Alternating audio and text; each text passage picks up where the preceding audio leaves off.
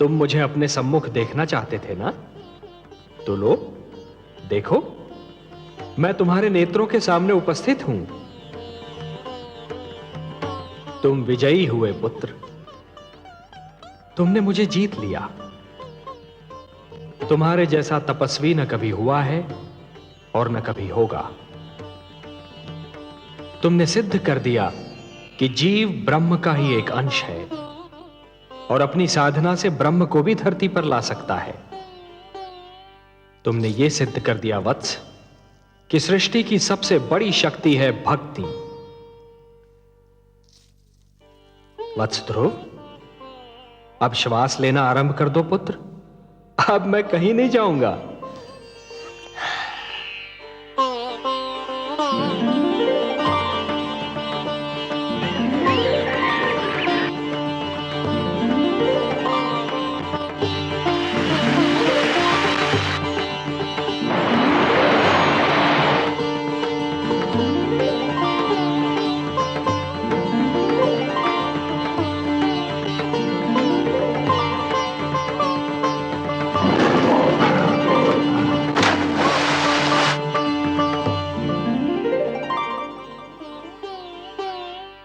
तुम मुझसे मिलना चाहते थे, मैंने तुम्हारी इच्छा पूर्ण कर दी। अब अपने माता पिता के पास लौट जाओ। नहीं भगवान, नहीं, अभी मैं नहीं जाऊंगा। क्यों वत्स? भी तो मुझे आपसे बहुत सी बातें करनी है, बहुत से प्रश्न पूछने हैं। प्रश्न? मुझसे? भला ऐसे कौन से प्रश्न हैं तुम्हारे मन में? मुझे बताइए प्रभु कि मेरी छोटी माता मुझे अपना पुत्र क्यों नहीं मानती? उन्होंने मेरी माताश्री को दासी क्यों कहा? उन्होंने मुझे मेरे पिताश्री की गोद से क्यों उतारा? मेरे पिताश्री ने छोटी माता को रोका क्यों नहीं? बताइए भगवान। अरे अरे अरे अरे अरे, इतने सारे प्रश्न एक साथ? अच्छा ये बताओ कि सबसे पहले तुम किस प्रश्न का उत्तर चाहते हो? मुझे मेरे पिताश्री की गोद से क्यों उतारा गया? अच्छा, तो इस प्रश्न ने तुम्हें सबसे अधिक व्याकुल किया है? हाँ भगवान। मेरे निकट आओ।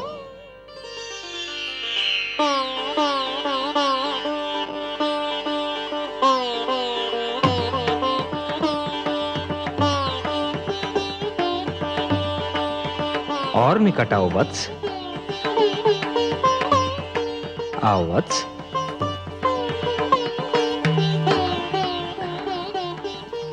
मेरी गोद में बैठ जाओ।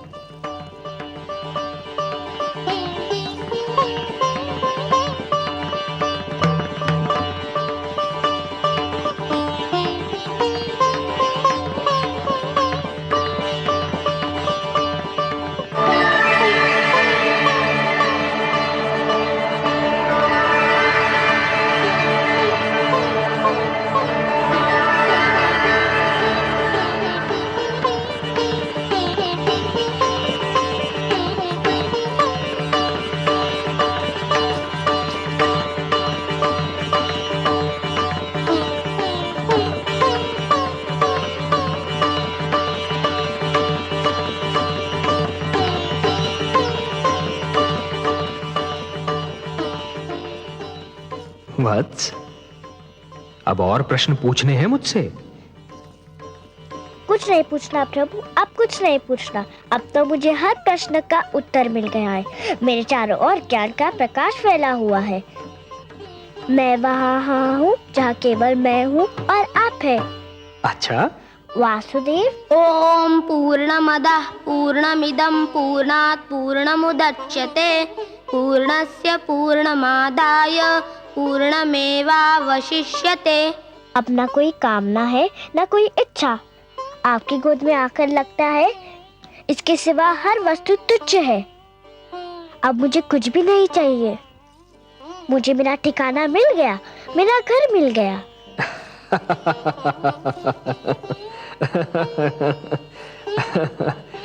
नहीं वत्स, मेरी गोद तुम्हारा ठिकाना नहीं, तुम्हारा घर नहीं। तुम्हारा घर तो वो कर्म भूमि है जिसका नाम है जीवन, संसार। भक्ति से तुमने मेरा मन जीत लिया, अब कर्म के माध्यम से तुम्हें परिवार का मन जीतना है। अपने परिवार की सेवा करके एक पुत्र धर्म को निभाना है। अपनी प्रजा को न्याय पर आधारित शासन देना है तुम्हें, कि फिर किसी बालक को अपने पिता की गोद से उतारा न जाए, मेरी खोज में यूं भटकना न पड़े। वत्स, जब तुम ये समस्त धर्म निभा लोगे ना, तो तुम्हें वो स्थान प्राप्त होगा जो संसार के रहते तुम्हारा नाम जीवित रखेगा। मैं तुम्हें वरदान देता हूं वत्स, कि मानव धर्म का निष्ठापूर्वक पालन करने के उपरांत तुम्हें नक्षत्र लोक में वो स्थान प्राप्त होगा जो तुम्हारे ही नाम से जाना जाएगा। इस धरती के वासी उसे ध्रुव लोक कहकर पुकारेंगे, जहां तुम सदा जगमगाते रहोगे। यही तुम्हारे कर्म का फल होगा वत्स। वासुदेव, मुझे बताइए कि कर्म क्या है? कर्म पूजा है वत्स, कर्म यज्ञ है, कर्म जीवन है, जीवन का आदर्श है। और जीवन क्या है देव? जीवन एक सौभाग्य है पुत्र, एक वरदान है, मेरा दिया हुआ प्रसाद है, एक अवसर है, संसार की सेवा करने का अवसर, परिवार की सेवा करने का अवसर।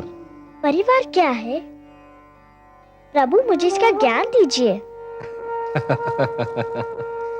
परिवार वो है वत्स जो जीने का उद्देश्य देता है, मानव को यह बताता है कि संसार में क्यों जिया जाए, किसके लिए जिया जाए। और संसार क्या है भगवान?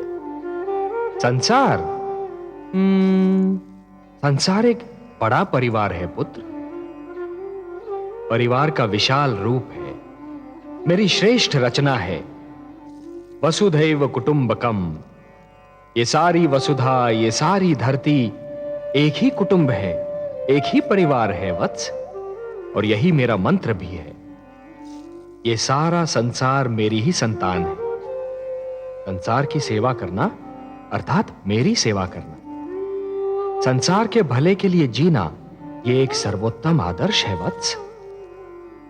ध्रुव, परंतु संसार के भले के लिए मर जाना, ये वो महान कार्य है जो प्राणी को मरकर भी अमर बना देता है। वत्स, जीवन की कर्म भूमि तुम्हें पुकार रही है वत्स। तुम्हारा परिवार तुम्हारी राह देख रहा है। जब तुम अपने परिवार का कल्याण करोगे, तभी समाज का कल्याण होगा, और जब समाज का कल्याण होगा, तभी सारे संसार का कल्याण होगा वत्स। यही विधि का विधान है। जाओ वत्स, अपने कर्म की ओर बढ़ो, जीवन में उतरो, संसार में प्रवेश करो। यशस्वी भव, यशस्वी भव। प्रणाम वासुदेव, आपने मुझे धर्म, कर्म, जीवन, मृत्यु सबके अर्थ बता दिए। आपको कोटि कोटि प्रणाम। आयुष्मान भव पुत्र, आयुष्मान भव।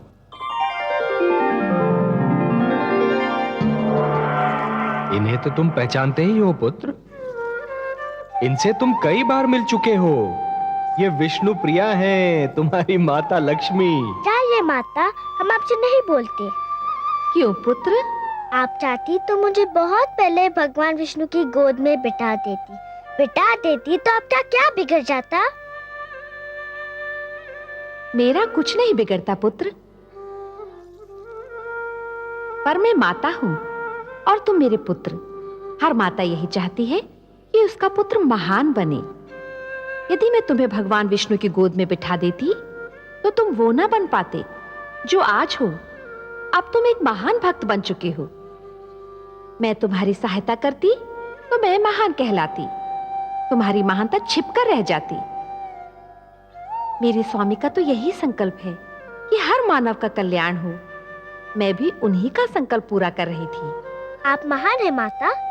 मैं समझ गया कि आपने क्या किया और क्यों किया। मैं आपके चरणों में शीश नवाता हूँ। मैं आपका उपकार कभी नहीं भूलूंगा। प्रणाम। नारायण नारायण।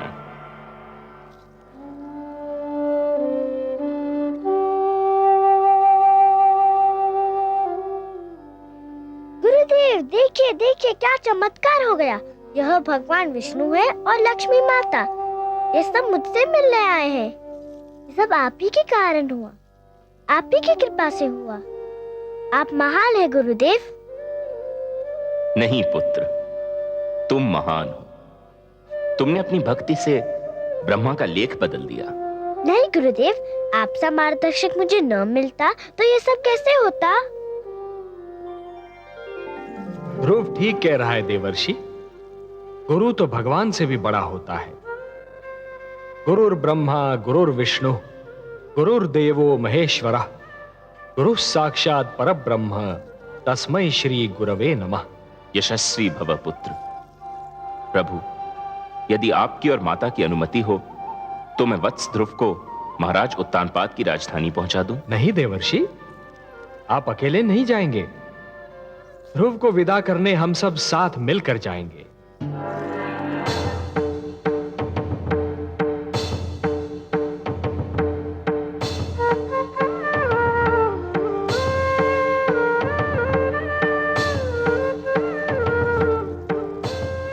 आइए माते।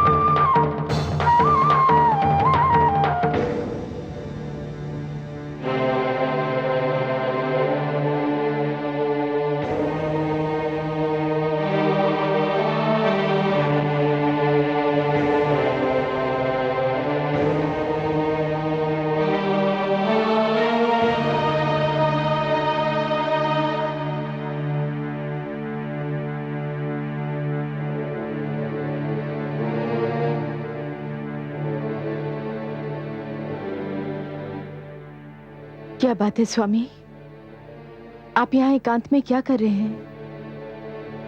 एकांत? एकांत के सिवा मेरे जीवन में राह क्या है? महारानी सुनीति, लोग तो कहते हैं कि एकांत में मन को शांति मिलती है, पर यह एकांत बड़ा निष्ठुर है। मेरा एकांत अपने साथ पुत्र ध्रुव की मधुर स्मृतियों की भीड़ लाता है। इस एकांत का मौन बड़ा ही निर्दयी है। ये चिल्ला चिल्ला कर मुझसे प्रश्न पूछता है जिनके उत्तर मेरे पास नहीं। ये पूछता है कि पुत्र ध्रुव क्यों चला गया, कहां चला गया।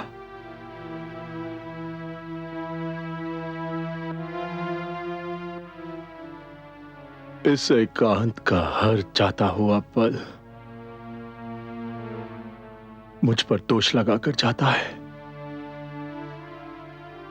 कि मैंने अपने ही हाथों से अपने संसार में आग लगाई थी, और हर आता हुआ पल यह संदेश लेकर आता है कि ये एकांत ही मेरा दंड है।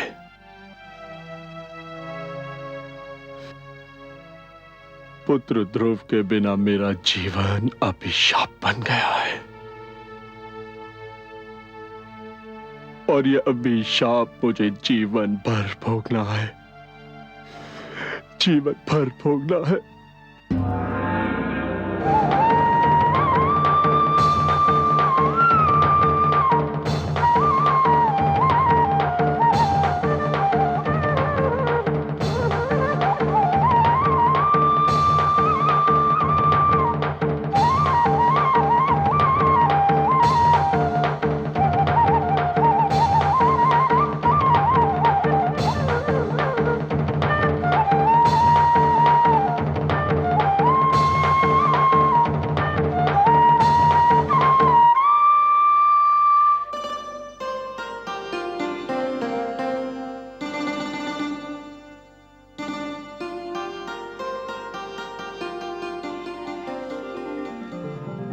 आयुष्मान भव पुत्र।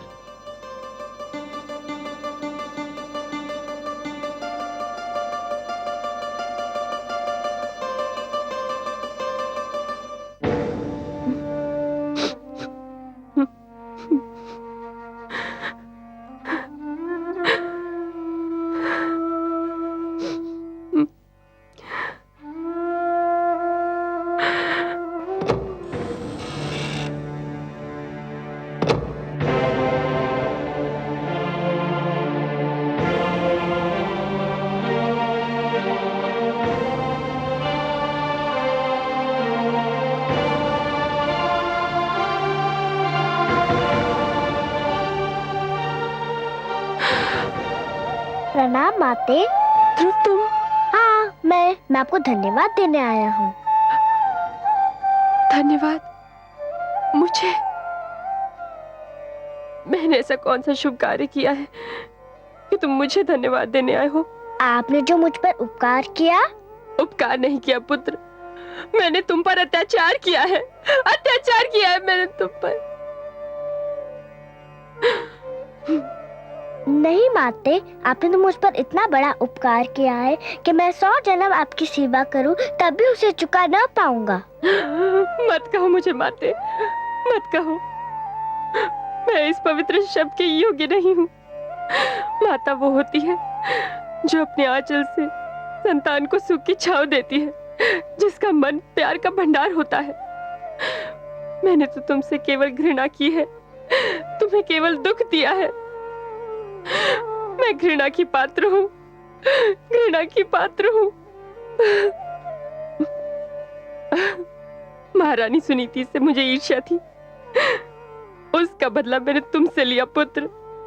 मैंने ही तुम्हें महाराज की गोद से उतारा, मैंने ही तुम्हें वन में भटकने पर विवश कर दिया, मैंने ही एक नन्हे से बालक को यातना झेलने पर विवश कर दिया। मैं माता नहीं, कुमाता हूँ, कुमाता हूँ। पुत्र कुपुत्र हो सकता है, पर माता कुमाता हो ही नहीं सकती। वो तो देवी के समान होती है, पवित्र और पूजा के योग्य। आप भी मेरे लिए पूजा के योग्य है। भूल गए आप? आपने ने तो मुझे भगवान विष्णु का नाम बताया था। आपने तो कहा था कि मैं भगवान विष्णु को पाने के लिए तपस्या करूं। सच पूछे तो आप ही के कारण मुझे भगवान विष्णु के दर्शन हुए। हे भगवान, जिस बालक के प्रति मैंने इतने अन्याय किए, वही आज मुझे अपनी महानता का कारण समझ रहा है। तुम महान हो पुत्र, तुम महान हो। क्या कर रही हैं माते? मुझे अपने चरण छू लेने दो पुत्र, कदाचित मेरे पापों का बोझ कुछ कम हो जाए। जिस दिन माता को पुत्र के चरण छूने पड़े, उसी दिन का नाम महाप्रलय होगा। मुझे अपने गले लगा लीजिए माते, मैं धन्य हो जाऊंगा। पुत्र, मेरा पुत्र ध्रुव।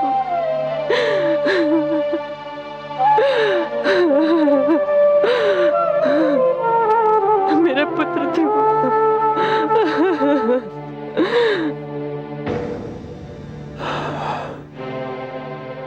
ये सब भाग्य का खेल है स्वामी। नहीं, ये कहकर मैं स्वयं को धोखा नहीं दे सकता।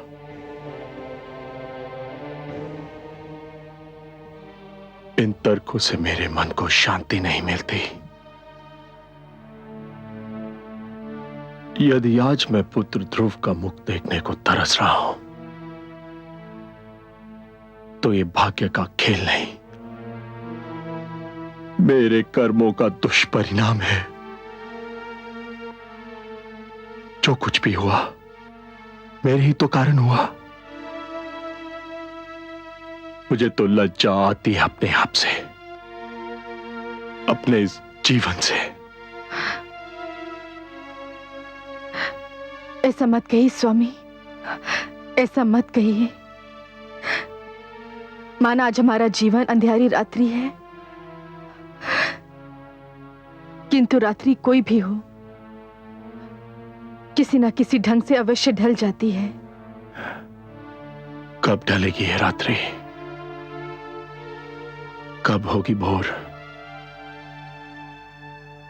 क्या सवेरा तब होगा जब नेत्रों की ज्योति मर चुकी होगी, जब प्राणों के दीपक बुझ चुके होंगे। ऐसा नहीं होगा महाराज, दुख के दिन बीत चुके हैं। तुम क्यों आई हो? तुम्हें देखते ही मुझे सब अशुभ घटनाएं याद आ जाती हैं। ये सत्य है महाराज, मैंने आज तक जो भी किया अशुभ ही किया। मैंने कभी आपको कोई शुभ समाचार नहीं दिया, किंतु आज मैं आपको शुभ समाचार सुनाने आई हूं महाराज। तुम और शुभ समाचार? बबूल के वृक्ष पर आम नहीं फलते सुरुचि। महाराज, भगवान विष्णु चाहे तो क्या नहीं हो सकता। ये देखिए। प्रणाम माते, प्रणाम पिताश्री। ध्रुव, मेरे लाल,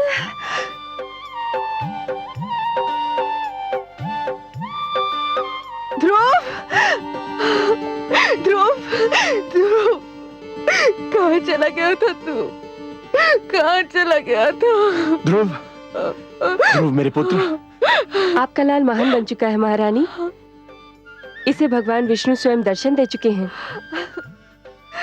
मेरे छोटे से भगवान, मुझे क्षमा कर दो। किंतु आपको भी किसी को क्षमा कर देना होगा। किसको क्षमा करना होगा? इन्हें, मेरी छोटी माता को। इसे? हाँ, इन्हें। ये न होती तो मुझे भगवान विष्णु के दर्शन कैसे होते? इन्हीं के कारण तो मैं भगवान विष्णु की खोज में निकला था। आओ माते।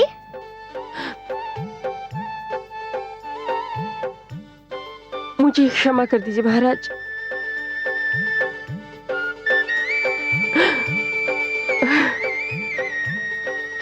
क्या कर रही हो?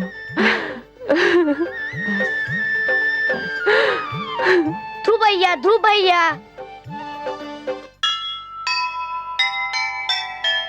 त्याग तपस्या भक्ति से जीत लिया भगवान। धन्य हुआ संसार सब पाकर भक्त महान।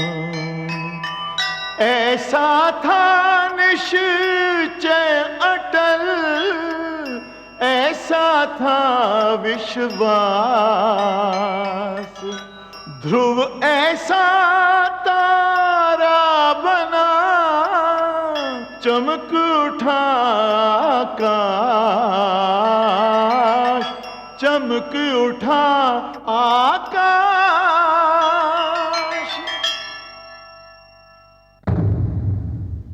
मैं मां हूं, धरती मां। तुमने देखा कि भक्ति में कितनी शक्ति है। तुमने देखा कि अपनी तपस्या और दृढ़ निश्चय के बल पर भक्त भगवान को भी जीत सकता है, भगवान को धरती पर आने को बाध्य कर सकता है। यह भक्त और भगवान के रिश्ते की कथा थी। विष्णु पुराण की कथा भगवान के अवतार की कथा है। भक्त को जैसे भगवान का ध्यान रहता है, वैसे ही भगवान को भी भक्त की चिंता रहती है। भगवान विष्णु ने माता लक्ष्मी से कहा था, परित्राणाय साधूनाम विनाशाय च दुष्कृताम धर्म संस्थापनार्थाय संभवामि युगे युगे। और अपने इस वचन को उन्होंने एक बार नहीं, बार बार निभाया। भगवान विष्णु ने आप्त वचन के रूप में मानव को जीवन के नियम प्रदान किए हैं। इन नियमों को जब भी तोड़ा गया, मानव पर, जीवन पर संकट की जब भी कोई घड़ी आई, श्री विष्णु भगवान धरती पर अवतरित हुए और पाप तथा पापी का नाश किया, क्योंकि वही तो धरती के पालनहार हैं। नियम भी तो उन्होंने ही बनाए हैं, फिर वे कैसे सहन कर सकते हैं कि उनके नियमों को तोड़ा जाए।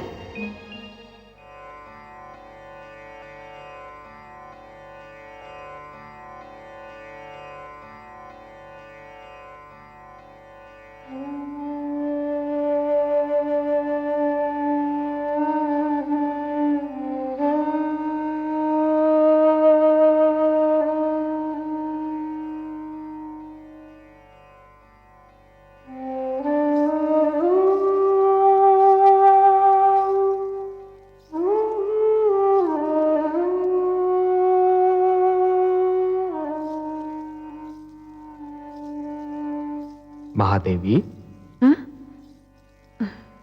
मैं तो समझ रहा था कि आपकी सारी चिंताओं का अब अंत हो चुका होगा। आपके पुत्र ध्रुव ने जो भी कामनाएं की थी वो सारी पूर्ण हो गई हैं, और जो वचन मैंने उसे दिए थे वो भी पूर्ण हो गए हैं। पर आप तो अब भी चिंता की मूर्ति बनी हुई हैं। क्या सोच रही हैं? हे कमल नयन, आपके सुंदर मुख से जो पावन बोल निकलते हैं वो तो मेरे हृदय पर अंकित हो जाते हैं। आपने एक बार कहा था कि धरती पर आपके अगणित भक्त हैं। ध्रुव का कल्याण तो हो गया, पर उससे केवल एक का कल्याण हुआ है, और भक्तों का कल्याण कैसे होगा? जो ज्ञान, जो प्रकाश ध्रुव को मिला, उस पर तो समस्त मानव जाति का अधिकार है। ये ज्ञान, ये प्रकाश उनको कैसे मिलेगा? ये जीवन के नियम उन्हें कौन बताएगा? वाह देवी वाह, आप केवल हमारी वामांगी नहीं हैं, आप तो हमारे विचारों की संगिनी भी हैं। आपने अभी जो कहा वास्तव में चिंता का विषय है, और हम आपके आभारी हैं कि आपने इस चिंता को व्यक्त कर दिया। मानव कल्याण ही तो हमारा परम उद्देश्य है। हमें ज्ञान का प्रकाश मानव तक पहुंचाने के लिए कुछ दीप प्रज्वलित करने होंगे।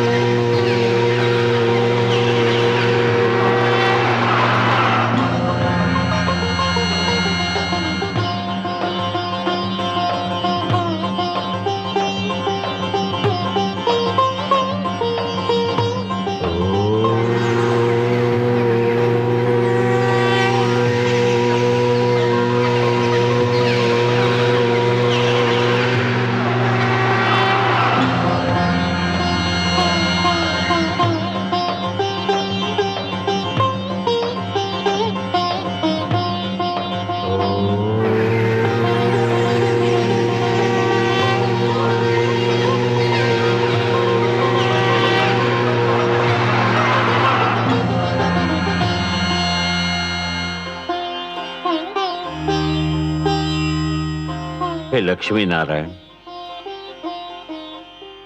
मेरे लिए क्या आदेश है? आज आपकी सभा में कुछ नवीन, अति सुंदर और महातेजस्वी पात्र दिखाई दे रहे हैं प्रभु, जिनके आज से पहले कभी दर्शन नहीं हुए।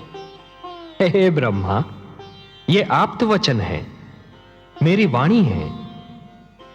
ये सारे ज्ञान के स्वरूप हैं। ज्ञान जो निश्चल होता है, पवित्र होता है, एक बालक के समान,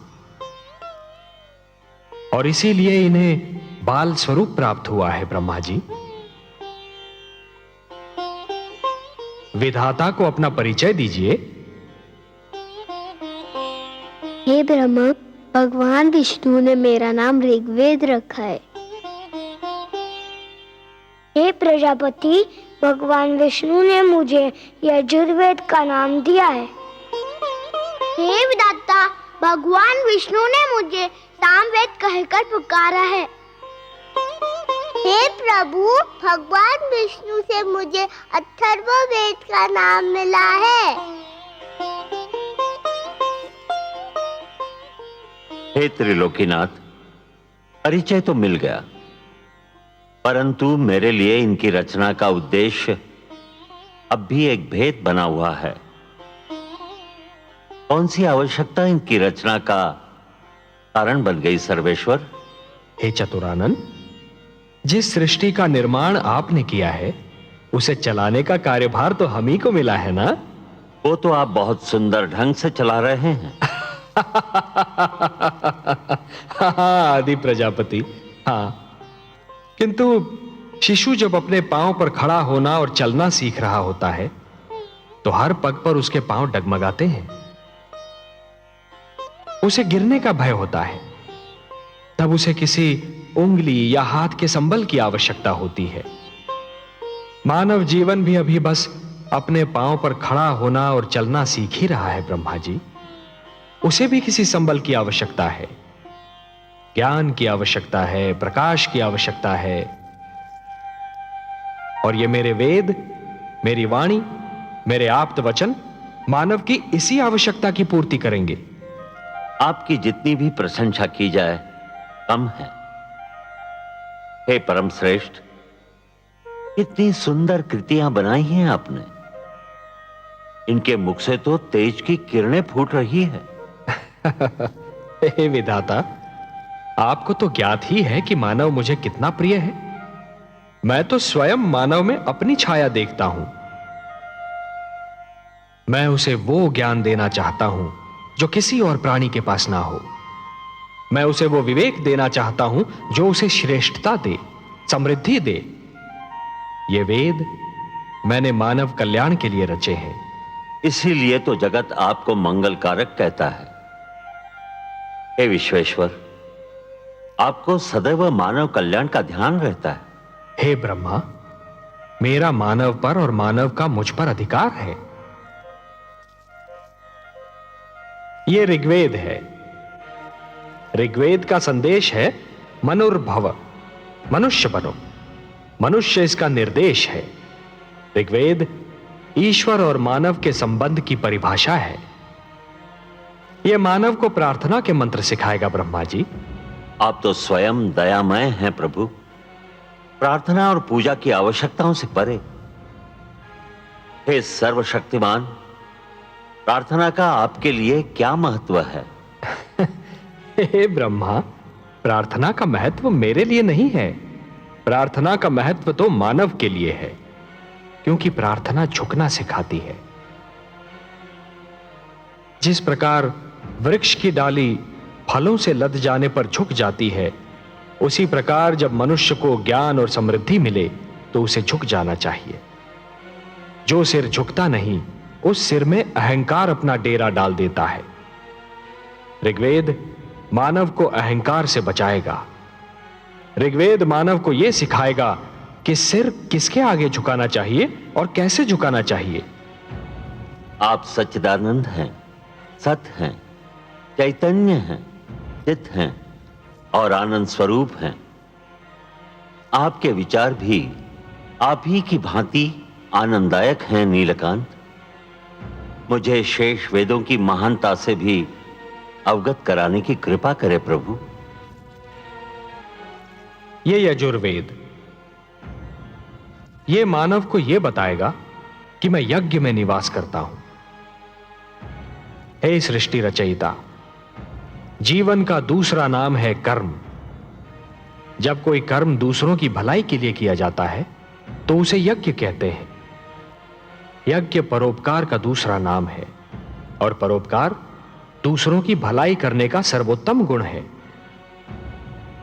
हे ब्रह्मा, जैसे एक रस्सी के बिना जल से भरा हुआ डोल कुएं से बाहर नहीं आ सकता, वैसे ही यज्ञ के बिना मानव जीवन भी अज्ञान के अंधकार से ज्ञान के उजाले में नहीं आ सकता। और यही संदेश देगा मानव को ये यजुर्वेद। मुझे सामवेद का ज्ञान भी दीजिए प्रभु। सामवेद? हे ब्रह्मा, आपकी सृष्टि के कण कण में संगीत बसा है। संगीत जो मन को मुग्ध कर देता है। संगीत कोयल की कूक में भी है और पपीहे की पुकार में भी, नदी की लहरों में भी है और झरने के बहाव में भी। आत्मा को परमात्मा की झलक मिलते ही मन में राग अनुराग का जो सोता फूट पड़ता है, उसी का मधुर संगीत है ये सामवेद। संगीत ज्ञान का भंडार है ये सामवेद। और यह अथर्ववेद। हे आदि प्रजापति, आप तो जानते हैं कि धरती पर सूर्य अपने संग एक नवीन दिन के साथ साथ एक नवीन समस्या, एक नवीन कठिनाई भी लाता है। और मानव जीवन की प्रगति के लिए यह आवश्यक भी है कि वह समस्याओं को सुलझाता रहे, कठिनाइयों से लड़ता रहे। यह अथर्ववेद मानव को धरती पर पैर जमाने का पाठ पढ़ाएगा, उसके मन और शरीर को आपत्तियों विपदाओं से बचना सिखाएगा और समस्याओं को सुलझाने का मार्ग दिखाएगा। हे सर्वेश्वर, ये वेद पाकर तो मानव धन्य हो जाएगा, वो श्रेष्ठ हो जाएगा। आप धन्य हैं प्रभु, धन्य हैं। अपने आप्त वचन के रूप में संसार को ये अनुपम भेंट दे रहे हैं। हे ब्रह्मा, यदि मानव ने इन वेदों की रक्षा की तो ये वेद भी मानव की रक्षा करेंगे। धर्मो रक्षति रक्षिता। मैं चाहता हूं कि मेरी वाणी को सुरक्षित रूप से आप मानव जाति तक पहुंचा दें। यह कार्य तो आप ही कर सकते हैं ब्रह्मा जी। मैं आपके आदेश का सहर्ष पालन करूंगा सर्वेश्वर। हे ज्ञानकोश, आओ मेरे साथ।